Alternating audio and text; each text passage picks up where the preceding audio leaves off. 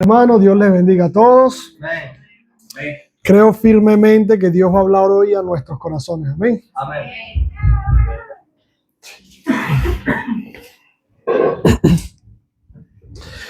Una de las cosas que esta mañana decía era que cada vez, el miércoles pasado, hace 2 miércoles, en el culto de oración, compartía con los hermanos y decía, recuerda orar hoy, porque a Dios no se le olvidó levantarte esta mañana.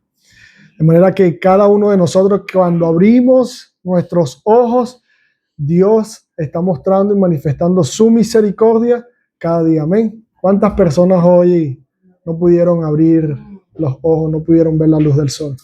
Entonces, cada día que nosotros amanecemos, le damos gracias al Señor. Amén. Hermanos, hace 2 semanas estábamos con la serie del libro de Santiago, ¿se acuerda? Estábamos estudiando este libro y hoy vamos a continuar con el capítulo 3, pero nos corresponden los versículos del 13 al 18 que acaba de leer nuestro hermano Joseph.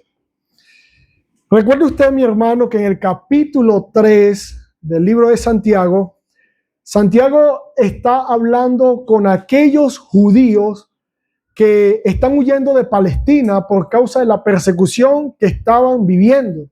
Estaban dispersos por varias tierras. Usted se acuerda que esa introducción la explicó nuestro hermano Gio al principio del estudio de la carta. Y había muchos problemas y pruebas de distintas índoles que estaban atravesando los judíos. Amén. La audiencia original.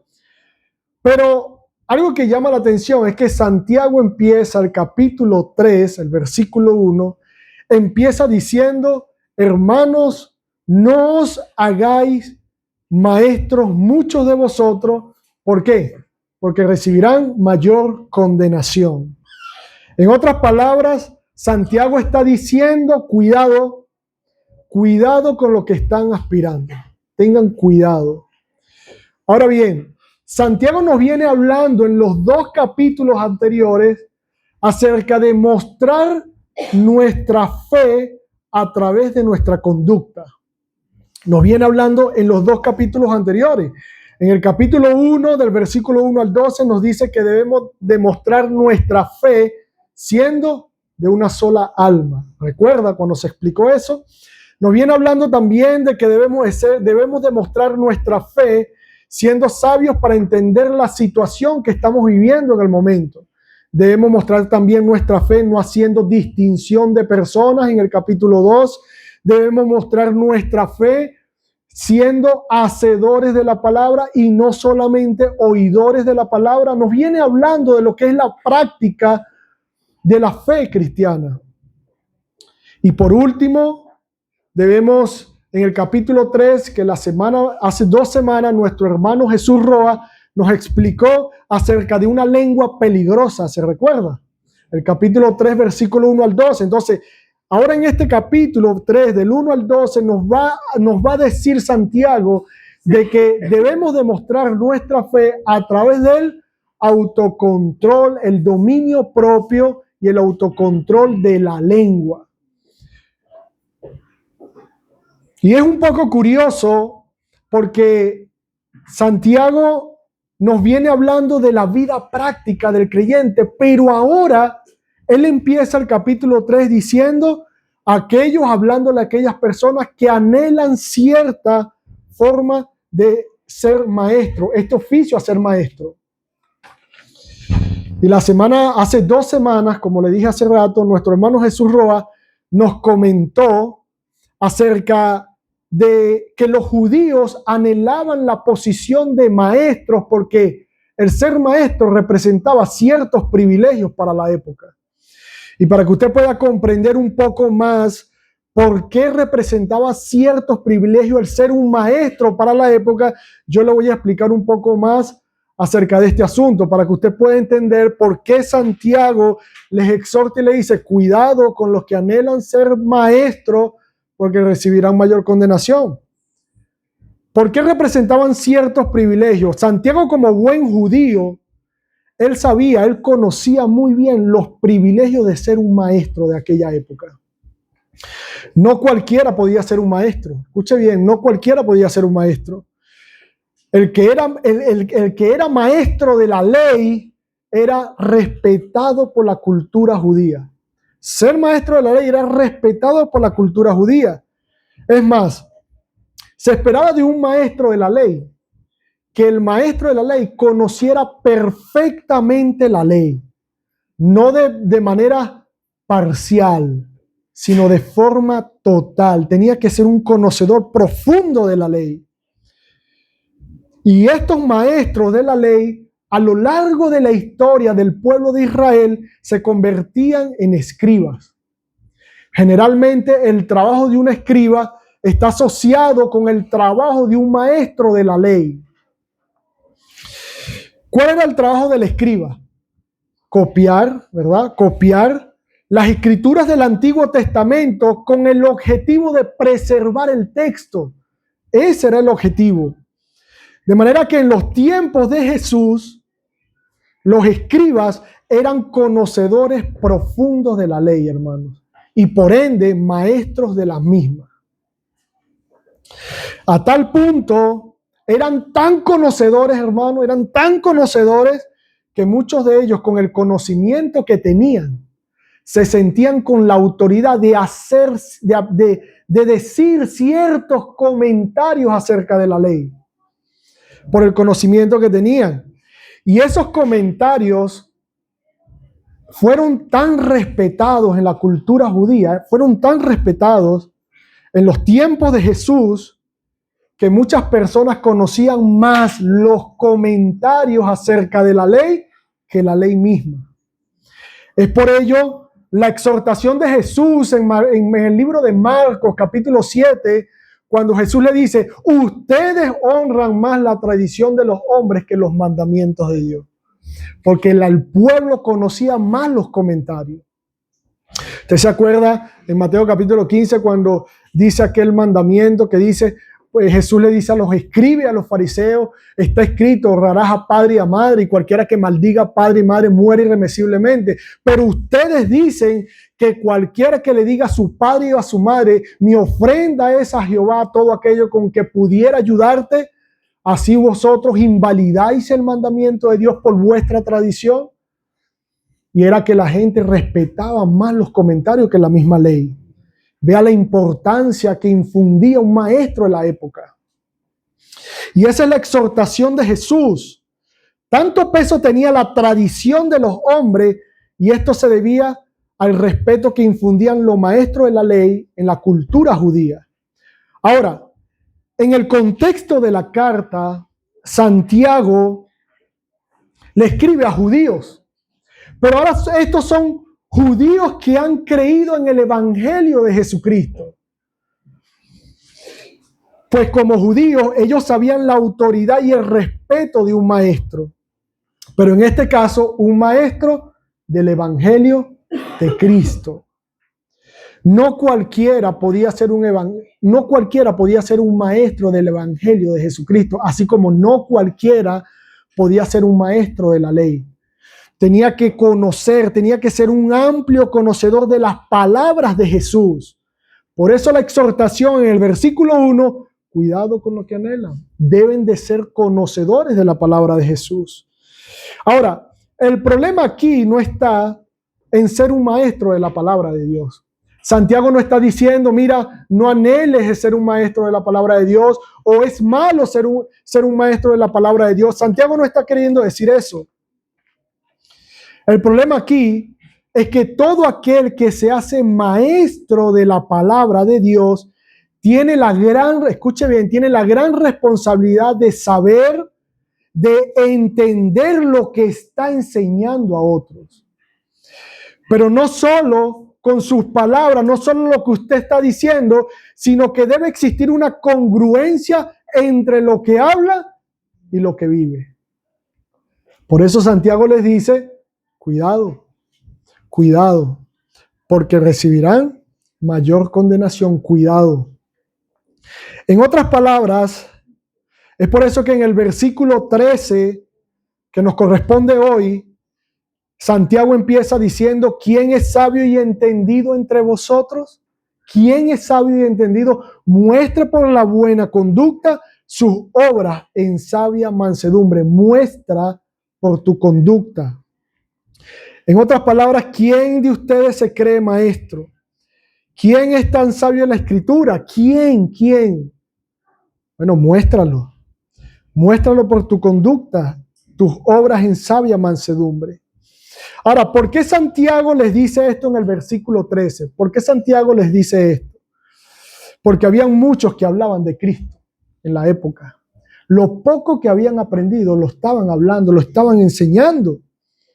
Pero en el momento de las pruebas que estaban atravesando, con sus reacciones, con sus actitudes, estaban enseñando otra cosa. No había congruencia, no había esa congruencia entre lo que hablaban y lo que vivían. Y ellos tenían que ser conscientes de la gran responsabilidad que tienen con lo que enseñan. Por eso Santiago, y vuelvo a reiterar, empieza diciendo en el versículo 1, no anhelen el ser maestro porque recibirán mayor condenación. Cuidado, debe de haber una congruencia entre lo que dices y lo que vives. Ahora sí vamos a profundizar después de esta introducción a nuestro versículo y usted va a poder entender lo que Dios nos quiere hablar en esta mañana. Y mi bosquejo que he preparado para el día de hoy, el versículo 13, Santiago nos va a decir que el sabio y entendido sabe que lo que va a decir o va a enseñar lo tiene que demostrar. Y eso es lo que nos va a hablar el versículo 13. Y del versículo 14 al 16 nos va a hablar de una sabiduría, la cual he titulado como la sabiduría diabólica. Y de los versículos 17 al 18 nos va a hablar la contraparte de esta sabiduría, que es la sabiduría celestial de lo alto. Y vamos a empezar con nuestro primer versículo. Dice, ¿quién es sabio y entendido entre vosotros? Muestre por la buena conducta sus obras en sabia mansedumbre. Señores, las palabras y las obras tienen que ir de la mano. Hay personas que hablan mucho, pero hacen poco, ¿sí o no? Y Santiago está diciendo que si tú piensas que eres sabio y entendido, se supone que tú lo demuestras. Por eso dice, si eres sabio y entendido. Ahora, esta exhortación no es únicamente para los que enseñamos desde el púlpito, ¿no? No es únicamente para los maestros, los pastores, no es. Esta exhortación va para todos. ¿Por qué? Porque estos judíos de la época no eran teólogos profundos de las palabras de Jesús. Lo poco que sabían, lo compartían, lo enseñaban. Y quizás muchos de ustedes tampoco son teólogos profundos. Y estos judíos, lo poco que habían aprendido acerca del Evangelio de Cristo, eso poco o mucho lo compartían. De igual forma, usted debe ser consciente de la gran responsabilidad que usted tiene con lo que enseña a otros. Cada vez que usted comparte el Evangelio, ya sea el poco conocimiento o el mucho conocimiento que tiene, usted debe ser consciente que tiene la gran responsabilidad de demostrar con su vida lo que usted está predicando. De manera que no abarca únicamente a los que enseñamos desde el púlpito, sino cada palabra que tú compartes a tu familia, a tus seres queridos, cuando evangelizas, cuando hablas con alguien, tú tienes que ser consciente de la gran responsabilidad que tienes cuando enseñas a otro. Y no solamente debes de compartir ese conocimiento, no solamente debes de compartir a Cristo, sino que también debes de predicarlo con tu vida. De manera que esto cae aquí, pero también cae allá. Una responsabilidad que nos abarca a todos, a todos. Ahora, Santiago empieza con una pregunta abierta y de forma interrogativa. ¿Quién es sabio y entendido entre vosotros? ¿Quién? ¿Quién se considera tan sabio? ¿Quién se considera tan entendido? ¿Quién? Y para que usted sepa, cuando se habla de la sabiduría en este texto, en este pasaje, versículo 13, cuando se habla de esta sabiduría, se refiere a la capacidad de poner en práctica lo que se conoce de manera adecuada. Esa es la sabiduría que nos habla acá. Muy diferente a la sabiduría del capítulo 1, versículo 5, que es una sabiduría más intelectual. Señor, dame sabiduría para entender la situación que estoy viviendo. Lo que le pasó a Job, él no entendía. Dame sabiduría para entender la situación. Pero esta sabiduría es una sabiduría más práctica. Vivir la palabra, llevarla a la práctica, a la acción. Ese es este tipo de sabiduría a la que se está refiriendo el pasaje del versículo 13. El sabio, mis hermanos, no es alguien que sabe mucho. El sabio es alguien que lo que sabe o lo poco que sabe lo aplica. Ese es el sabio. Y Santiago está diciendo, ¿quién es sabio y entendido? Muéstralo, aplícalo, vívelo. Es una forma de mostrar que verdaderamente es sabio. El sabio no es alguien que dice solamente una verdad. El sabio es alguien que dice la verdad donde tiene que decirla y de la manera en que tiene que ser dicha. Usted no ha escuchado personas que dicen, no, es que yo soy así, yo la suelto como me salga y es que le cae bien o le cae mal, soy así, esa es mi forma de ser. Eso es una persona que no es sabia. No, es que él es así porque, no, ella es así, es porque son así, esa es su personalidad, así que yo, le caiga bien o le caiga mal, yo la suelto y ya. El sabio sabe que lo que va a decir, sabe dónde decirlo y de la manera en que tiene que ser dicha, de forma adecuada. ¿Ok? Hermano, mire, hay personas con mucho más conocimiento que otros, pero estos otros aplican más sabiamente verdades que aquellos que tienen mucho más conocimiento y no lo aplican. Ahora bien, queridos hermanos, la sabiduría en este pasaje también se refiere a ese entendimiento de espacio-tiempo. ¿A qué me refiero con eso? Ya le voy a explicar. Recuerden que en el contexto de la carta ellos están sufriendo persecución. Ustedes y yo en circunstancias de nuestra vida a veces pasamos por cosas fuertes, difíciles, cosas que no entendemos. Y la sabiduría de este pasaje se refiere a entender el momento del espacio-tiempo que estamos viviendo y de acuerdo a esa circunstancia de lo que está pasando, cómo debo de actuar, qué decir, qué no decir, cómo hablar, cuándo llorar, cuándo callar. Es la aplicación de la palabra en el momento, en el contexto del cual estés viviendo una situación. Es una sabiduría práctica, cuándo abrazar, cuándo reír, cuándo llorar. Y esa es la sabiduría a la que se refiere el Señor. Por eso es que dice, muestra por tus obras, tu conducta en sabia mansedumbre.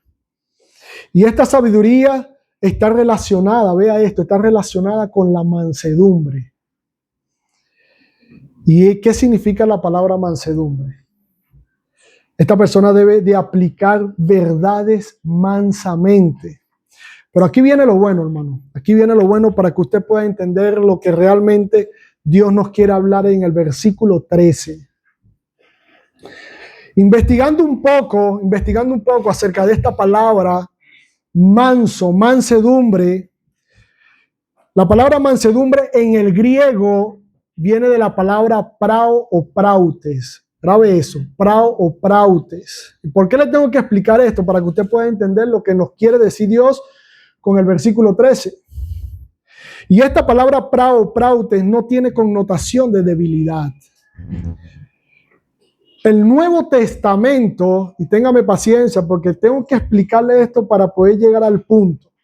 El Nuevo Testamento fue escrito en el idioma, en el griego koiné. Ese es un idioma que hoy en día está muerto. Ya nadie lo habla. Usted no va a ir para Grecia y allá le van a hablar en este idioma. No, ya nadie lo habla. Eso fue en esta época en la cual fue escrito. Y este griego koiné ya nadie lo habla. Y una de las cosas que hacen los lingüistas, ¿usted sabe qué es lo que hacen?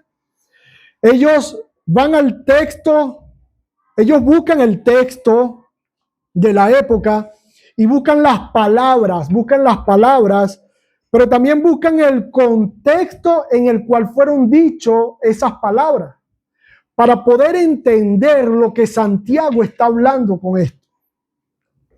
Y estos lingüistas, viendo otros textos de la época con el mismo idioma, en donde se utilizaron estas palabras prao o prautes, mansedumbre, prautes, ellos hicieron una comparativa cuando fue dicha y en el contexto en donde fue dicho esa palabra.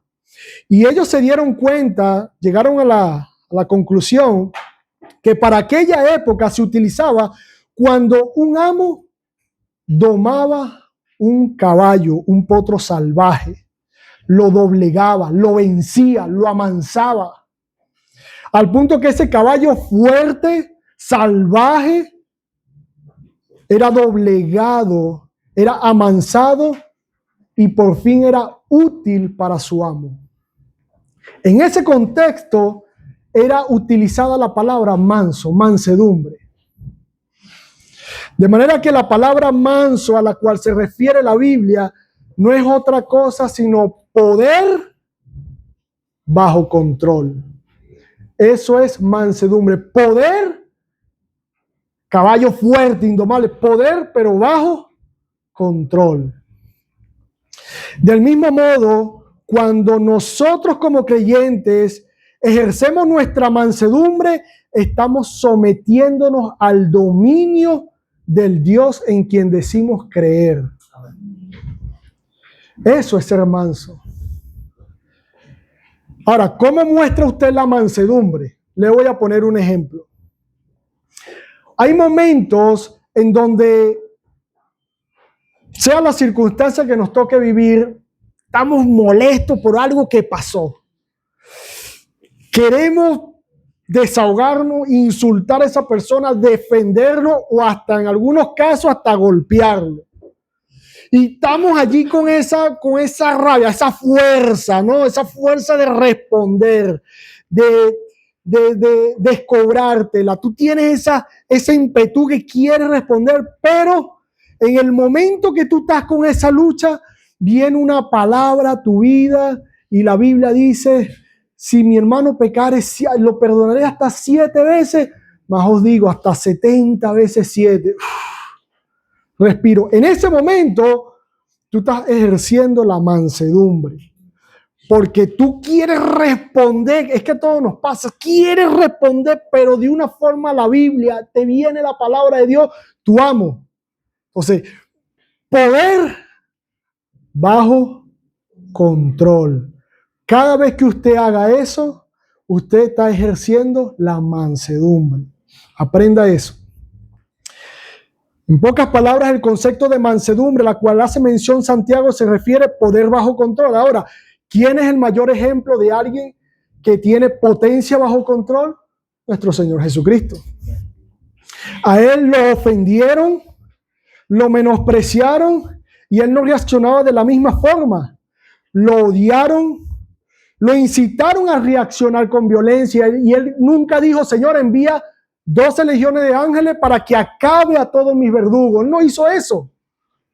Aunque Él pudo haberlo hecho o no. Él lo pudo haber hecho. Pero eso es potencia bajo control. Él se sometió a la voluntad del Padre.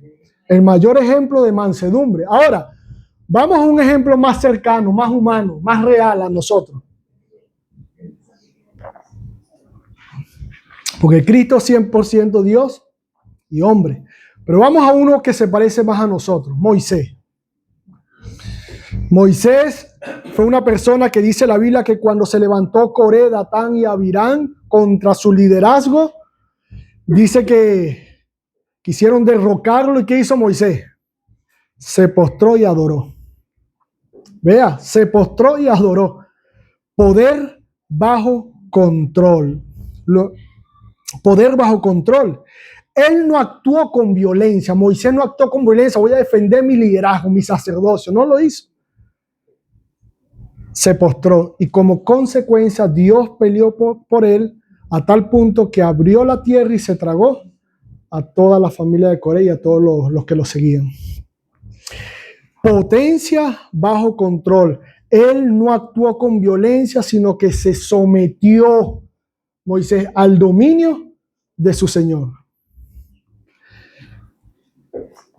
La pregunta es la siguiente: ¿cómo es tu reacción ante la circunstancia que te toca vivir? ¿Cómo es tu reacción, hermano? ¿Reaccionas como un potro salvaje, indomable, que no tiene amo? ¿Reaccionas de esa forma? ¿O reaccionas de forma mansa? Entendiendo ahora que la mansedumbre es una persona que está bajo el control ¿de quién? De su amo. ¿Cómo reacciona? Es la pregunta, ¿cómo reacciona? Y recuerde que en el contexto de la carta, ellos estaban pasando por muchas pruebas y por muchas dificultades. Y Santiago les está diciendo, muestra lo que enseñas con tu conducta. Es decir, lo que enseñas, cómo reaccionas ante la prueba, que sea bajo el control de tu amo. Y eso es lo que la Biblia dice, obra ante la situación. ¿Cómo obro? ¿Cómo respondo? ¿Cómo callo? ¿Cómo reacciono? Obrar en sabia mansedumbre, bajo el control del Dios en quien tú dices creer. Eso es lo que nos viene hablando el versículo número 3, hermano. ¿Quién es sabio y entendido? Bueno, lo podemos ver por sus obras, por su conducta, por su reacción, bajo el control de ese Dios en quien dices creer. Pasamos ahora a nuestro punto número 2, a la cual he titulado la sabiduría diabólica. Vamos a leer el versículo 14 y 15. Pero si tenéis celos amargos y contención en vuestro corazón, no os jactéis ni mintáis contra la verdad, porque esta sabiduría no es la que desciende de lo alto, sino terrenal, animal y diabólica. Y algo que me llama la atención es que Santiago lanza esta exhortación diciendo, si alguno se cree sabio y entendido, pero dentro de su corazón hay celos amargos, hay contención. ¿Sabe qué significa la palabra contención?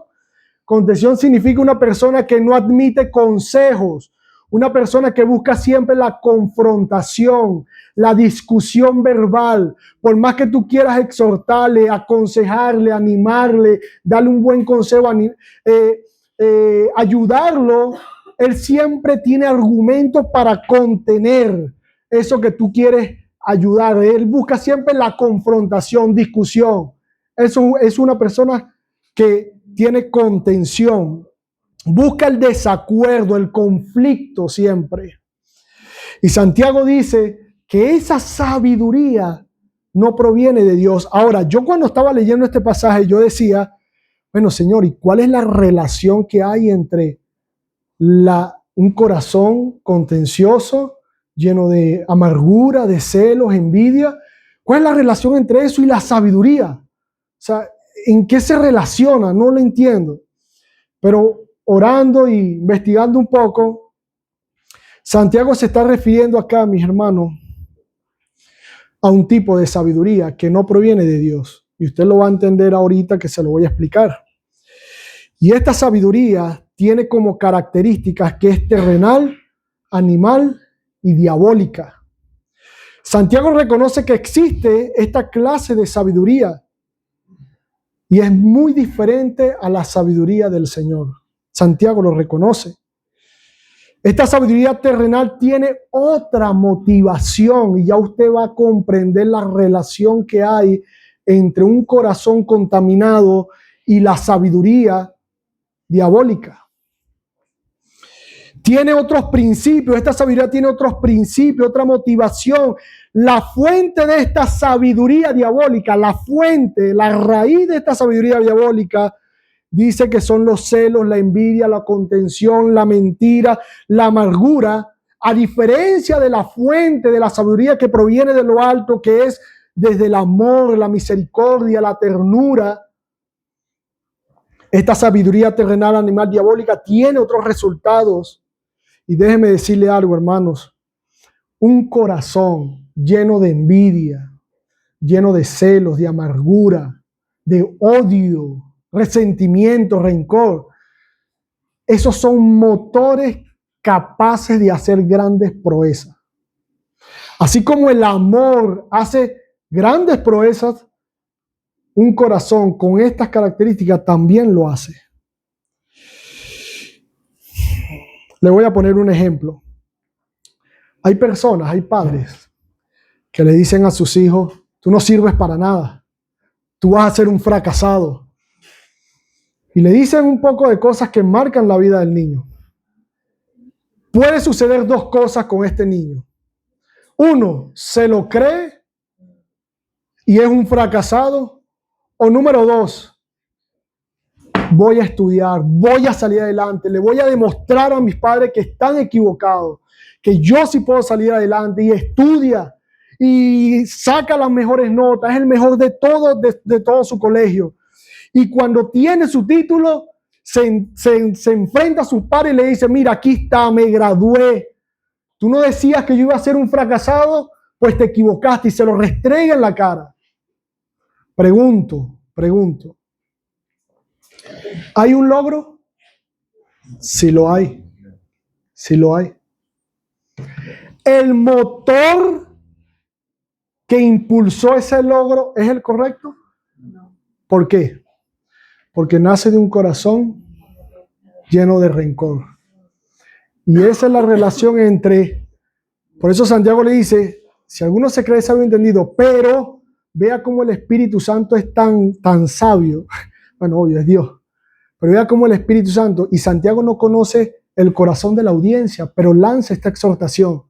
Él no conoce el corazón de los hermanos, pero lanza esa exhortación y le está diciendo: solo ustedes saben lo que está lleno su corazón, solo ustedes saben lo que hay dentro de su corazón, y Dios. Y si dentro de sus corazones hay estas cosas, cuidado, eso no proviene de Dios, cuidado. Lo mismo pasa con el odio, la envidia, los celos, hermano, la envidia. Yo quiero eso que él tiene y lo voy a alcanzar, y aún más para restregarle que yo también puedo. Y lo consigue. Pregunto, ¿hay un logro? Sí lo hay. Lo consiguió, se superó. ¿El motor que impulsó ese logro es el correcto? ¿Por qué? Nace de la envidia. Hombres, ¿cómo engañan a mujeres? ¿Y qué hacen? Logran acostarse con ellas, saben qué decir, cuándo hablar, cuándo no hablar, qué palabras utilizar, cuándo llamar, cuándo dejar 2 días de llamar, en qué momento, saben. Sabiduría. Y lo logran. ¿Hay un logro? Sí. Pero del corazón, ¿qué fue lo que lo impulsó? Un corazón lleno de pecado. Y Santiago, eso es lo que Santiago está diciendo. Si sus corazones hay celos, envidias, amargos, tal, por muy bueno que sea el objetivo y el logro, cuidado, esa sabiduría no proviene de Dios. Y hay muchos ejemplos, hermanos. Ustedes han visto películas donde se planifican atracos al banco y aquellos delincuentes, y las películas emocionantes, ¿no? Que uno dice: esa estrategia, y burlan la justicia y sale, y todo aquello, y todo sale perfecto. Sabiduría. Sabiduría. ¿O no hay sabiduría? Sabiduría, pero diabólica. Y es lo que Santiago está diciendo. Cuidado con lo que hay en nuestros corazones. Por eso es que Pablo, a la carta de los Corintios, le dice a la audiencia: hermanos, examinaos a vosotros mismos, examinaos. Examinemos nuestro corazón siempre, examinémoslo. Personas que planifican cómo asesinar a otras, ponerles trampas para matarlo, eso pasa. Cómo arman todo un estudio, una estrategia para elaborar un asesinato, y lo hacen, hermanos. Sabiduría. Se aplica, es sabiduría. Pero Santiago dice: epa, eso viene de un corazón que no es correcto. A veces hay personas que hasta comprometen sus palabras, empeñan sus palabras ante la desesperación de conseguir algo, un trabajo o X, lo que sea, un negocio. Y aunque lo logran, a la final, lo que lo motivó fue la desesperación, un corazón desesperado. Santiago dice, no os afanéis. No os afanéis. Y Santiago, mis hermanos, lo que nos está diciendo a nosotros es que no se engañen. Porque si en sus corazones hay celos amargos, envidia, rencor, ambición egoísta, hermano, lo único que te va a llevar a hacer eso es aplicar una sabiduría, es aplicar conceptos para lograr el objetivo, pero que a la final no proviene de Dios. ¿Y por qué sabemos que no proviene de Dios? Nos lo explica el versículo 16. Porque donde hay celos y contención, allí hay perturbación y toda obra buena. El único logro de esta sabiduría, aunque alcances el objetivo y por aparentemente se vea todo bonito, a la final no trae paz. No trae paz a tu vida. Eso es lo que está diciendo Santiago. Cuidado. Cuidado lo que tú vayas a hacer. Cuidado. Analiza tu corazón. ¿Cuál es el motor que lo está impulsando? La desesperación, los celos, la envidia, la amargura, el odio. ¿Cuál? Cuidado. Esa sabiduría no proviene de Dios. Por eso no tienes paz. Eso es lo que está diciendo Santiago. Hay una película, no sé si la han visto, El progreso del peregrino. Está Cristiano y su amigo Fiel. Ambos emprenden un viaje a la ciudad celestial. Llegan a una ciudad que es la feria de la vanidad. Y ahí le ofrecen todo tipo de placer y ellos no quisieron comprar nada. Y comenta el libro y la película que ellos, la feria de la vanidad, le dijeron, ¿por qué no nos compras? Y ellos le dijeron, porque nosotros queremos otra cosa. ¿Qué quieren? Amor, paz, misericordia. Y ellos le dijeron, aquí no vendemos nada de eso. Y dice que Fiel murió, pero Cristiano siguió en su aventura y se encontró por el camino a Esperanza, un amigo que andaba con él, pero en el camino se encontraron un hombre llamado Sabio Mundano. Sabio Mundano. Y ese Sabio Mundano existe hoy en día, hermano. Y Sabio Mundano era una persona arrogante, elocuente, tenía respuesta para todo. Y está presente en todos lados. Es la sabiduría de este mundo y la Biblia la reconoce. Y el padre de esa sabiduría es Satanás. Satanás, hermano. Hay una sabiduría diabólica. Versículo 16, porque donde hay celos y contención, allí hay perturbación y toda obra perversa. Santiago está diciendo, el único logro de esta sabiduría, movida por un corazón contaminado de envidia, mentira, engaño, odio, el único logro es causar perturbación. No tienes paz. A la final no tienes paz. Todo obrar, toda acción que haga esta persona es perversa. Así que en conclusión, Santiago nos está diciendo que esta clase de sabiduría tiene una motivación distinta, una característica distinta y por ende resultados distintos, consecuencias distintas. Pero ahora vamos a ver la contraparte de la sabiduría que desciende de lo alto, del Padre de las luces, el cual es tan bueno que aún da luz a las estrellas. La sabiduría celestial. Versículo 17. Pero la sabiduría que es de lo alto es primeramente pura.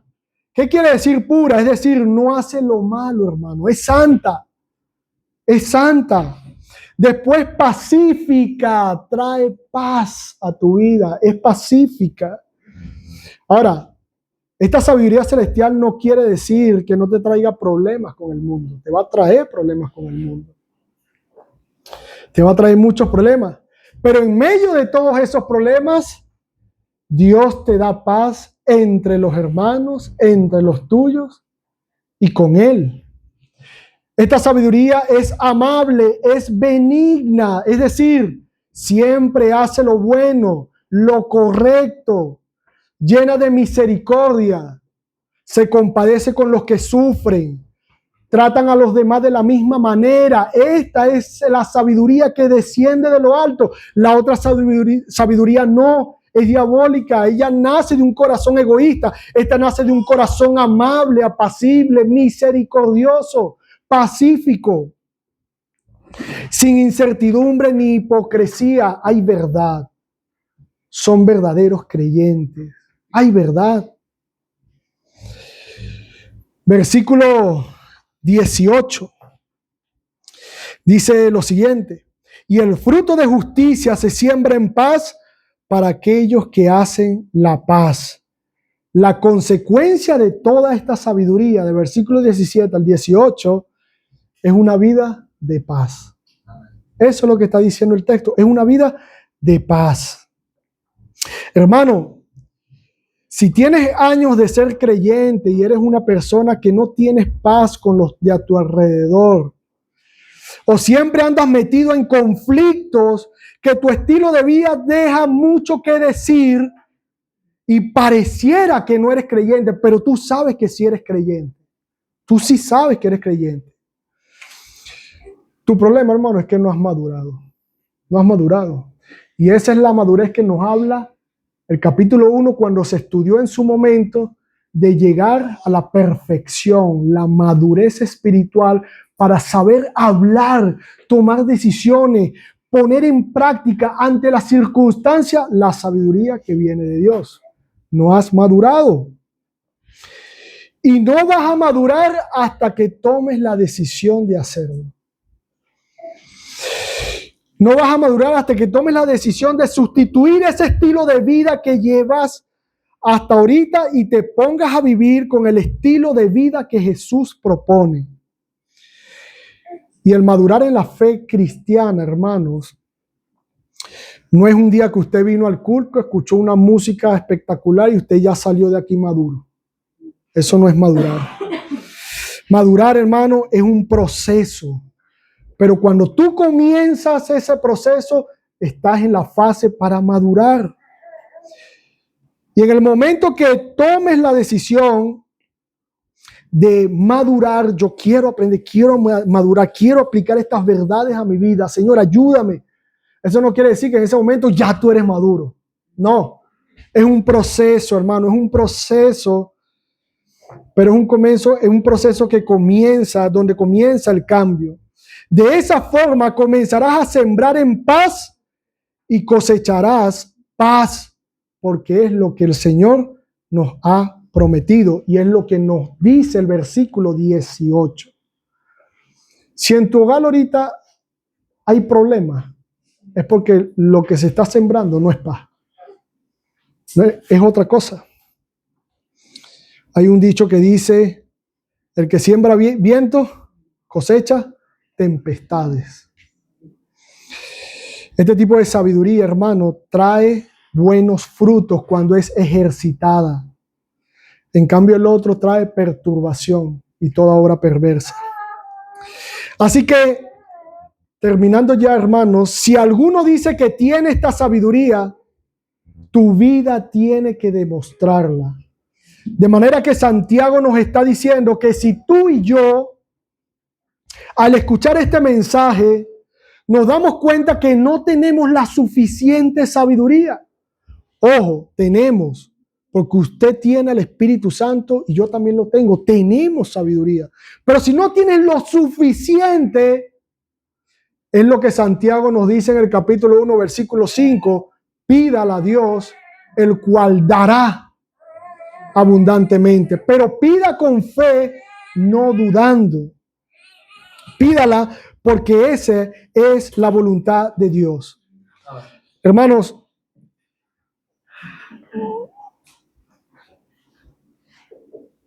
pedir sabiduría no es que yo oro, Señor, dame sabiduría y ¡puf! Llegó la sabiduría. No, hermano. Pedir sabiduría es orar, pero usted tiene que ir a la fuente de la sabiduría. Y la fuente de la sabiduría es este libro. la palabra de Dios. Hay muchos libros de sabiduría que son conocidos en el jargón teológico como sapienciales, pero está el libro de Eclesiastés, un libro de sabiduría, hermano. Y usted sabe qué, termino con esto, vaya conmigo a Eclesiastés capítulo 1, versículo 17, con esto terminamos. Eclesiastés capítulo 1, versículo 17. Vea lo que dice. Y dediqué mi corazón a conocer la sabiduría y también a entender las locuras y los desvaríos. Conocí que aún esto era aflicción de espíritu.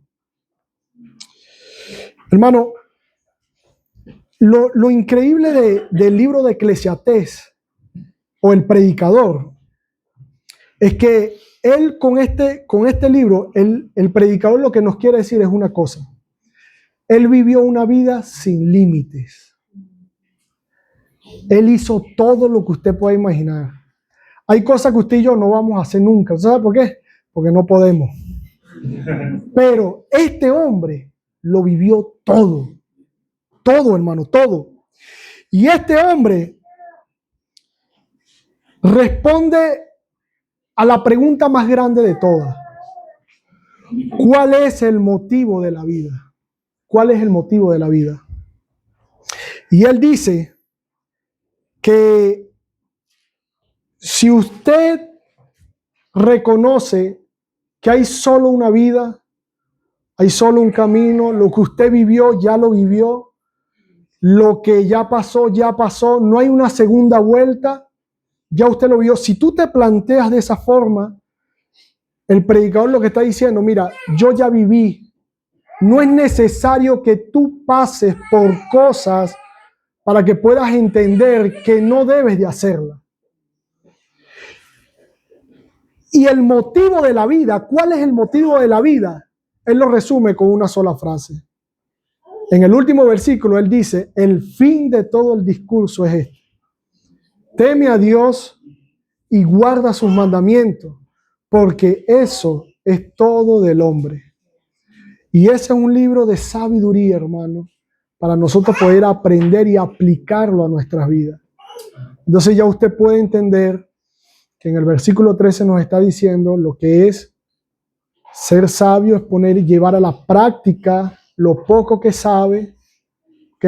Aplicarlo de forma mansa bajo el control de tu Señor, ¿ok? Con la responsabilidad de que vas a rendir cuenta con lo que enseñas, porque lo que enseñas debe ser congruente con lo que vives. Pero también nos está hablando de una sabiduría que no proviene de Dios, sino que es diabólica porque nace de un corazón malo, perverso, y cuidado con los conceptos que aplicas para conseguir ciertos objetivos en la vida, por muy buenos que sean. Cuidado, analiza tu corazón. Y la sabiduría que viene de lo alto siempre trae como resultado paz. Amén. Amén. Oremos, hermano. Padre de la gloria, Dios bendito, te damos gracias, Señor, en este momento por tu bendita y santa palabra, Señor, porque ella nos edifica, ella nos santifica, Señor.